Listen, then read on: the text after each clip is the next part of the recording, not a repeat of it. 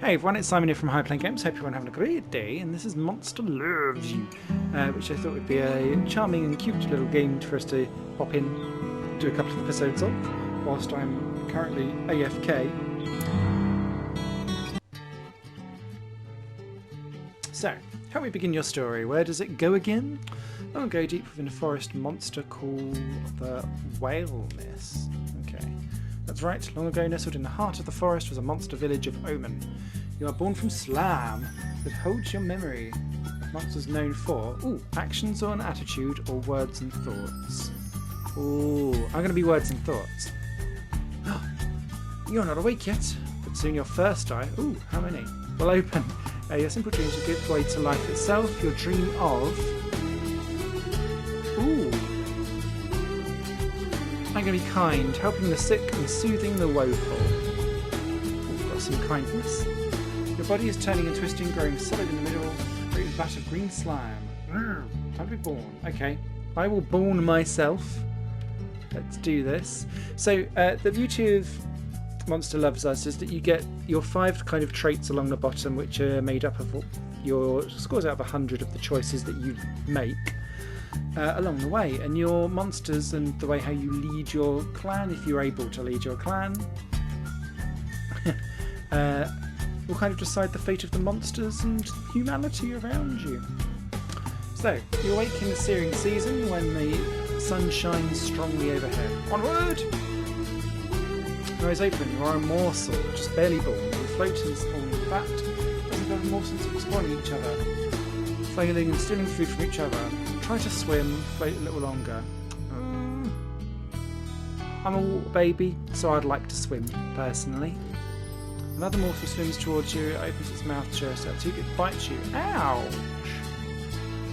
Hey, swim away from this toothy morsel. What? This is intolerable, stop that biting. I think we'll swim away. You kick and squeal with new legs and paddle with arms, squeak with new mouth and tears. Cry tears of slime from your glistening eye. Aww. The aggressor is left in your wake. It turns and latches onto another morsel. Keep swimming or lure the attack. Ooh. Okay, let's go proper full-on sci-fi movie. Lure them away. You squeak and splash the violent morsel until it turns away from its prey and it swims at you. I would lead you away from everyone else, then escape, assuming that I'm fast enough. Oh, clever. Well done, me. You keep squeaking as you swim just slowly enough that the other morsel continues pursuit. It's getting tired. Time to go. As the violent morsel slows and stops, you speed up. You leave it in an empty part of the spawning vat where nobody to bite. Later, hater. Curry! Toodles! Okay. Splash, flutter, splish, squeak. Another morsel is too weak to swim properly. I like it. It's sinking towards the bottom of the vat. Ignore it, Simon. Too bad that these things happen. Aww. That is life. Oh no, that's terrible. Yes. Can I Facebook like that status? Or declare that it's died because there isn't enough Facebook likes? You feel a deep sense of injustice at the smaller morsel's impending demise. I feel you could do something. Let's do something about it. Swim to the morsel, determined to act. Get under the morsel and try to push it up. Try to think of something. Let's get under the morsel. As you push up, the morsel's dead weight forces you down. Your legs become to rest on the bottom of the spawn where they begin to squish. Keep pushing, you're not about to give up. Your feet are breaking up along the solid clumps. That's quite harsh. Well, if I don't have any feet anymore, I'm assuming I can still float and flop about, so let's still not give up. Oh, I'm brave! Your legs are now gone, but you stretch your arms and body, changing your slimy shape to hold the other morsel up to the surface of the slime. What's out of danger? Yes. Don't grieve, it's logical. The needs of any one monster are as important. Okay. Your body dissolves as you push up one last time. Oh no! Have I died already? The other morsel breaks apart.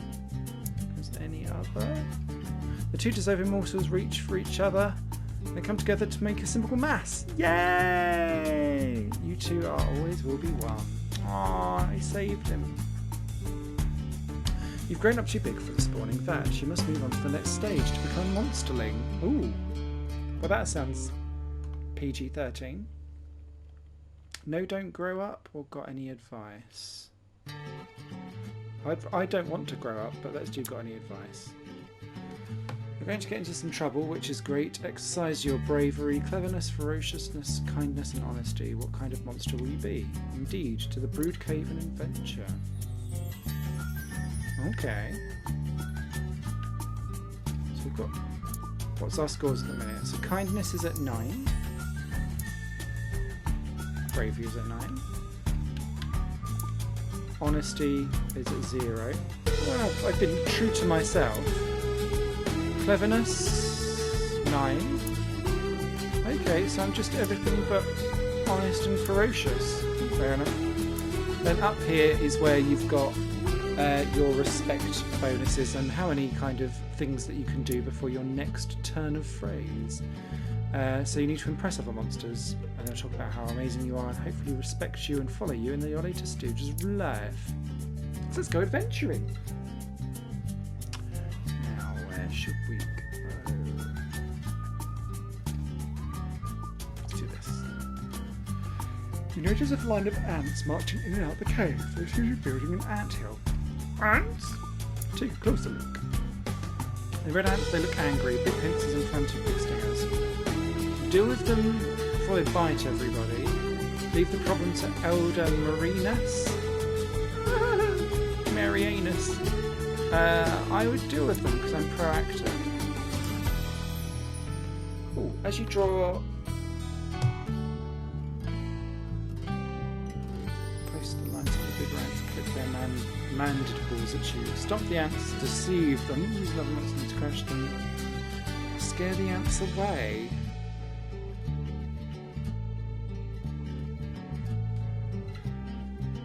Deceive them.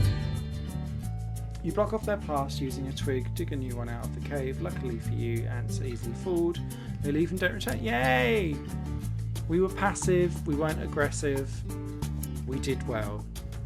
Okay, that's one adventure down. So 7 days left.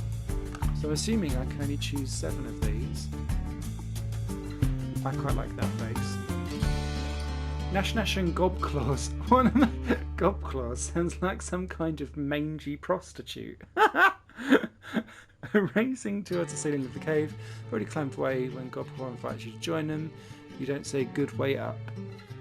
Look at the paths they took and copy them. Just face up to it. You aren't much of a climber. So I would make a fair effort but stop before you get hurt. Follow Nash claw marks, but you can't match her at climbing. She calls you a coward as you slide back down to the floor. You don't care. I don't care. If anyone has seen my ample frame, climbing is not a forte of me and my bitch tits. Next! Oh, it's got to be the go. Marianus. I've now got it in my head as Marianus. Marianus leads a group of monsterlings to Scapegoat's Pit in Portent Square. What's the Scapegoat? The Scapegoat is a goat with some monster heritage, basically 3 eyes. It can help clean and groom dirty monsters, okay. I'll go along with Marianus. Marianus escorts everyone down to the pit. The Scapegoat stands and trots over to her. It's filthy and brief. Its breath smells like warm grass. Nom nom. Let's watch it in action. Marianus turns her back to the Scapegoat. The goat uses its long horns to gouge at her hide, removing some dirt and several parasites. Nice. So she's clean now? Yuck. Clean monsters, yuck yuck. Marianus smiles down at you. Don't claw it till you felt it, little one. It's good to get things out of your hide, not just for us. Is she trying to teach us a lesson? I think she is. Right, so offer to clean the Scapegoat or pick a fight with the Scapegoat. Yeah, let's be nice and clean. Let's be kind. Marianus is delighted at your offer. You stay behind. Clean that goat, bitch. You run your claws through the goat's thick, wiry hair. Ew. It's nice. Goat shivers and stamps its hooves in a little dance of pleasure. Did I just give goat a little mini orgasm? Surely this is something that we get arrested for in our country? Goodbye, scrape goat. Ah! You said it, goat. Amazing. Okay, let's continue on. So that looks like we're singing in that one, and everyone knows I love the music. You follow a thudding noise and find Sickle and Lapper hitting the animal's skull with sticks. Nash stands to one side, judging their performance. I want to join the contestant as a musician. Ooh. Nash walks the way. She's looking for. You think she's looking for a weakness? Ooh, play with skill and care, or who cares what's getting up? Ah! You can do both, but I'll play from the heart. You drum as hard as possibly can. Your sticks break and the skulls shatter. Lapper and Yuki yelp in pain, but Nash likes it.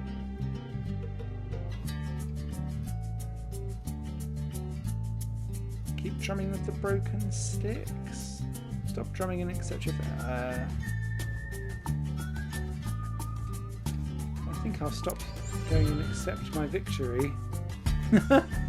Sickle claps you on the back while Nash chases Lapper away. You notice that Sickle broke one of her sticks too, but Lapper didn't break any. Ooh. I don't know if that's going to have some kind of thing later. You're halfway towards becoming an adolescent. Firm up your personality as much as you can. Okay.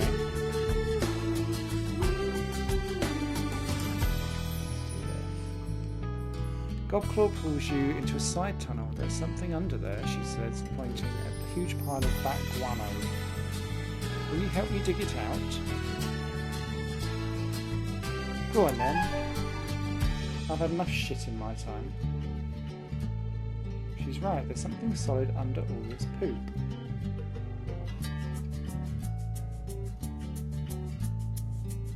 No, let's dig in perfect harmony. The two of you uncover plenty of animal skulls, way too big for them to be eaten by bats. Perhaps a family of badgers were sleeping there. And thousands of bats all had to poop at the same time. True. Yes, that's probably it. Gobclaw seems disappointed that she didn't find anything more interesting, but it's still good days of digging practice. Well done, Gobclaw. I hope that's not what you did with the bat shit afterwards. Okay. We've not done a fighty thing, let's do that. Blistry climbs on top of the lichen pile. She refuses to let any of the other monsters eat, proclaiming herself ruled off the lichen pile. She's an idiot, trying to destabilise the pile. I would destabilise the pile. Knock her off, bitch. While Blistry's fending off some of the other monsters, you sidle up the lichen pile. There's a huge piece of lichen towards the bottom and a big bear bone down there. I will grab a piece of lichen. You yank at it, but being fungus, it just tears apart in your grasp. Ah, that sucked. Never mind. We tried. They look unhappy. Hamrag, an adult monster, sleeps in a big pile of monsterlings. Everyone is comfortable. Blotz, giggling, sticks lichen in all four Hamrag's nostrils. Hamrag's eyes shoot open as he starts to choke.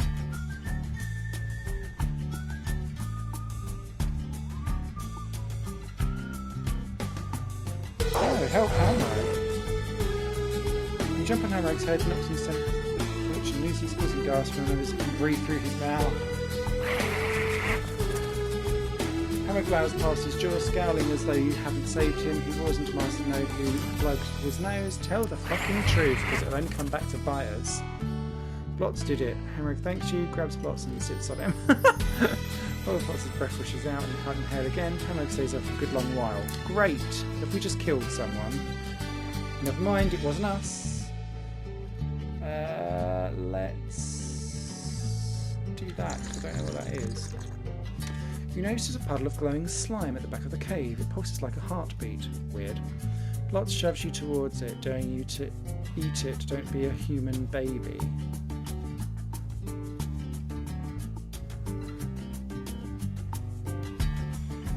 Get away from the Blotz and the slime.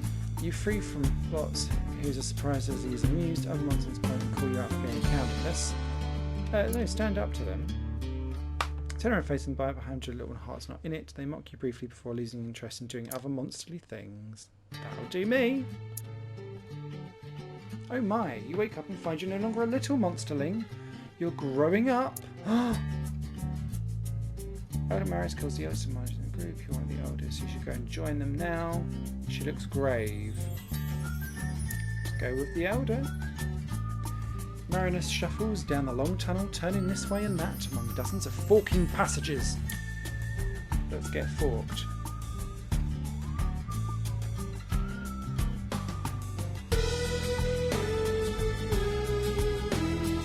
Jump in.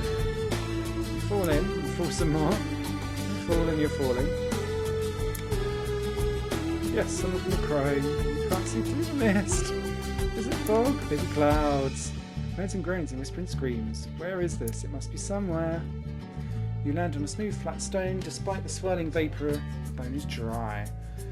You hear other monsterlings breathing nearby. Some of them are still above you, still falling. Try to cushion the blow.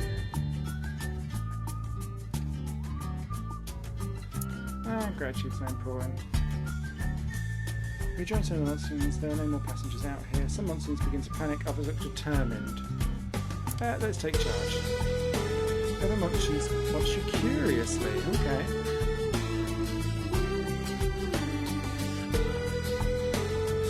I help everyone work together.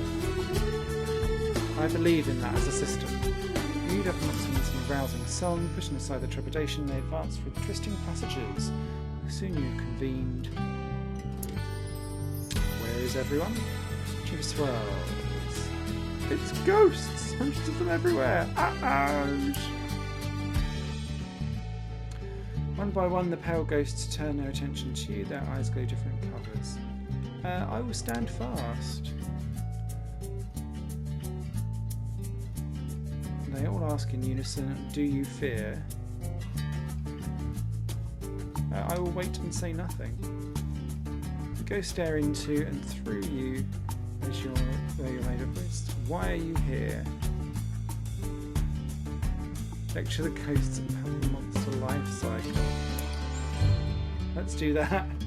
You take a deep breath and begin explaining the monsterlings make the change into adolescent monsters. Stress is like heat, cooking our minds and bodies so that we can enter a new state of being. Fair enough. We go on. First, our growing bodies must be destabilised so we can take on our yawn, more diverse forms, and then we must yawn. I'm sorry, I forget where I was. Fall into sleep. Amazing. End of monsterlinghood. Oh, here's how I'm doing. Okay. So we've got 39% bravery, 61% clever, 0% ferocity, typical, a third honest, 30% kindness, but no anything.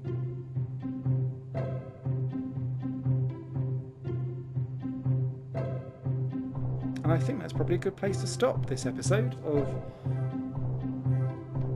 Monster Loves You. Tune in next time to see what the bloody hell we're going to be doing in our next phase of life, and if we can actually be a real leader, maybe lead monsters to cohabitate with the rest of the world happily and fortuitously, or if I'm going to lead them down the demised road to hell. Either or. Bye!